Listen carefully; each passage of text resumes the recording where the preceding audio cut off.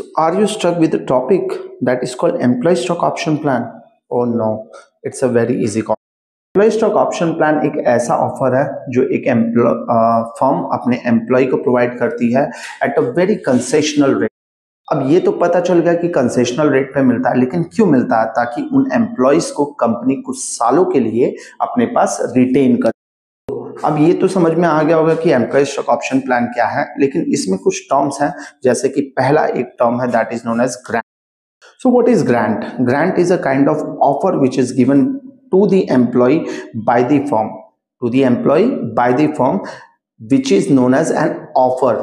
And there is a difference between an offer and obligation. इसका मतलब यहाँ पे एम्प्लॉय का चॉइस है कि क्या वो उस ऑफर को एक्सेप्ट करे या ना करे. So that is called grant. The second word is known as is exercise price. What is exercise price? The price at which the employee can buy those number of shares offered by the firm.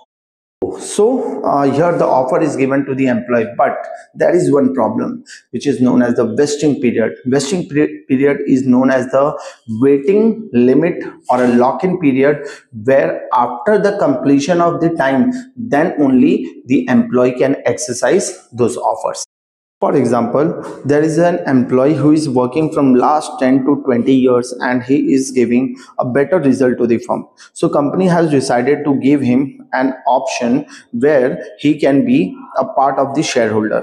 Okay, so यहाँ पे company ने क्या किया कि उसको कुछ number of shares so and so rate पे offer किया, बट वो ऑफर के लिए उन्होंने एक कंडीशन बनाया कि आप इस ऑफर को एक्सेप्ट कर सकते हो और अप्लाई कर सकते हो ओनली आफ्टर 1 or 2 years.